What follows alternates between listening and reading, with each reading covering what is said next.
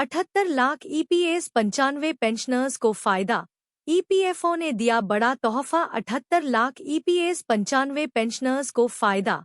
कर्मचारी पेंशन योजना employ pension scheme के तहत पेंशन पाने वाले पेंशन भोगियों के लिए राहत भरी खबर है। 1 जनवरी 2025 से ईपीएस पेंशन भोगी ईपीएस 95 पेंशनर्स देश के किसी भी कोने में किसी भी बैंक की किसी भी शाखा से पेंशन ले सकेंगे। 78 लाख ईपीएस 95 पेंशनर्स को फायदा। श्रम मंत्री मनसुख मंडाविया ने बुधवार को यह घोषणा की। मंडाविया ने कहा कि ईपीएफओ की कर्मचारी पेंशन योजना एम्प्लॉय पेंशन स्कीम के तहत आने वाले पेंशन भोगी जनवरी से किसी भी बैंक या उसकी शाखा से पेंशन ले सकेंगे। श्रम मंत्रालय ने एक बयान में कहा कि मंडाविया ने ईपीएस 95 पेंशन स्कीम के लिए केंद्रीकृत पेंशन भुगतान प्रणाली सीपीपीएस के प्रस्ताव को मंजूरी दे दी है। वह ईपीएफओ की शीर्ष निर्णय लेने वाली संस्था केंद्रीय न्यासी बोर्ड सीबीटी के अध्यक्ष भी हैं। ईपीएस 95 पेंशनर्स किसी भी बैंक या किसी भी शाखा से पेंशन निकाल सकते हैं। बयान के मुताबिक केंद्रीकृत पेंशन भुगतान प्रणाली से देश भर में किसी भी बैंक या किसी भी शाखा के जरिए पेंशन का वितरण हो सकेगा। मंत्री ने कहा, सीपीपीएस की मंजूरी कर्मचारी भविष्य निधि संगठन एम्प्लॉयज प्रोविडेंट फंड ऑर्गेनाइजेशन के आधुनिकीकरण में एक मील का पत्थर है। इसके तहत पेंशन भोगी देश में कहीं भी किसी भी बैंक किसी भी शाखा से अपनी पेंशन प्राप्त कर सकेंगे। यह पहल पेंशन भोगियों की लंबे समय से चली आ रही समस्याओं का समाधान करती है। यह प्रणाली एक निर्बाध और कुशल वितरण प्रणाली सुनिश्चित करती है। 78 लाख ईपीएस 95 पेंशनर्स को फायदा। मंडाविया ने कहा कि कर्मचारी भविष्य निधि संगठन एम्प्लॉयज प्रोविडेंट फंड ऑर्गेनाइजेशन को अपने सदस्यों और पेंशन भोगियों की जरूरतों को बेहतर ढंग से पूरा करने के लिए एक अधिक मजबूत, उत्तरदायी और तकनीक सक्षम संगठन में बदलने के हमारे प्रयासों की दिशा में यह एक महत्वपूर्ण कदम है। केंद्रीकृत पेंशन भुगतान प्रणाली से ईपीएफओ के 78 लाख से अधिक कर्मचारी पेंशन योजना एम्प्लॉय पेंशन स्कीम पेंशन भोगियों को लाभ मिलने की उम्मीद है। केंद्रीकृत प्रणाली पेंशन भुगतान आदेश पीपीओ को एक कार्यालय से दूसरे कार्यालय में स्थानांतरित किए बिना देश भर में पेंशन का निर्बाध वितरण सुनिश्चित करेगी। यह उन पेंशन भोगियों के लिए एक बड़ी राहत होगी जो सेवानिवृत्ति के बाद अपने गृहनगर चले जाते हैं। एम्प्लॉयज प्रोविडेंट फंड ऑर्गेनाइजेशन सत्यापन के लिए बैंक शाखा जाने की जरूरत नहीं।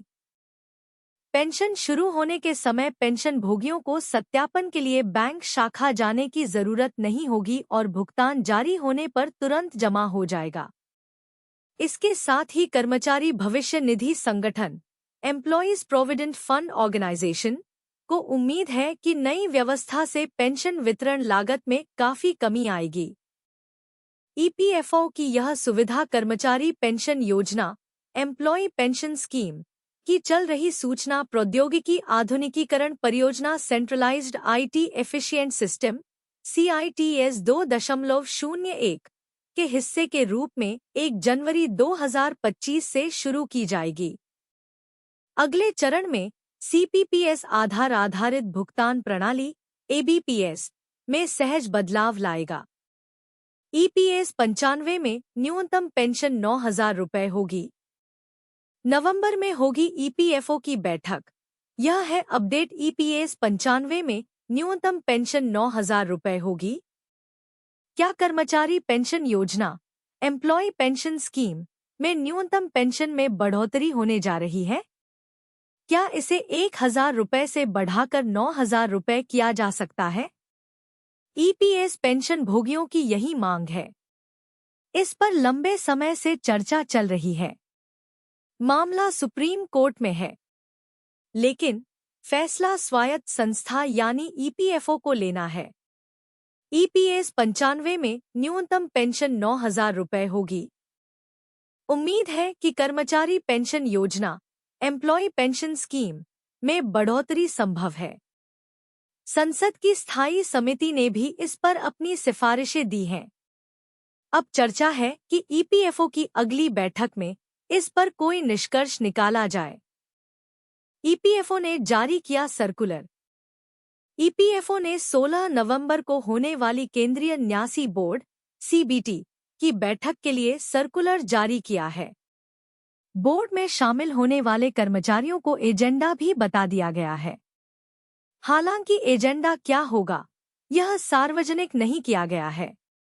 उम्मीद है कि लंबे समय से चल रही कर्मचारी पेंशन योजना में मिलने वाली न्यूनतम पेंशन पर फैसला हो सकता है। ईपीएस 95 में न्यूनतम पेंशन 9,000 रुपये होगी। न्यूनतम पेंशन को 1,000 रुपये से बढ़ाने की मांग की जा रही है। श्रम मंत्री भूपेंद्र यादव की अध्यक्षता में 16 नवंबर को इस पर चर्चा हो सकती है। मार्च 2021 में संसद की स्थायी समिति ने न्यूनतम पेंशन की राशि 1,000 रुपये से बढ़ाकर 3,000 रुपये करने की सिफारिश की थी। हालांकि कर्मचारी पेंशन योजना एम्प्लॉय पेंशन स्कीम में पेंशन भोगियों की मांग है कि पेंशन की राशि बहुत कम है, इसे बढ़ाकर कम से कम 9,000 रुपये किया जाना चाहिए।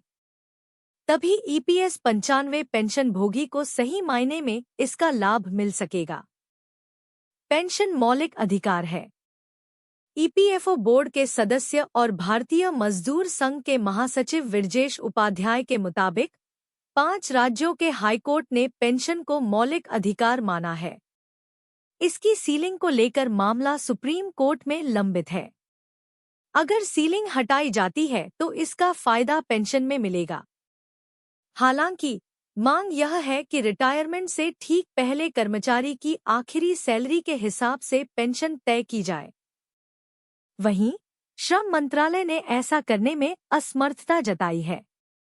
लेकिन नवंबर को होने वाली बैठक में इस पर चर्चा हो सकती है। क्या है एम्प्लॉय पेंशन स्कीम? कर्मचारी पेंशन योजना एम्प्लॉय पेंशन स्कीम ईपीएफओ के तहत प्रोविडेंट फंड पाने वाले सभी सब्सक्राइबर्स के लिए है। संगठित क्षेत्र में काम करने वाले लोगों को 58 साल की उम्र के बाद पेंशन मिलती है। इसके लिए कर्मचारी का कम से कम 10 साल तक नौकरी करना अनिवार्य है। स्कीम के तहत नियोक्ता कर्मचारी के नाम पर 12% रकम ईपीएफ में जमा करता है। इसमें 8.33% रकम पेंशन ईपीएफओ के तहत पेंशन के लिए दी जाती है। इसके तहत न्यूनतम 1,000 रुपये पेंशन दी जाती है।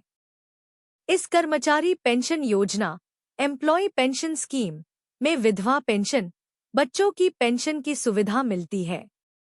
अगर किसी कर्मचारी की नौकरी के दौरान 58 साल की उम्र से पहले मौत हो जाती है तो उसकी पत्नी और बच्चों को पेंशन मिलती है।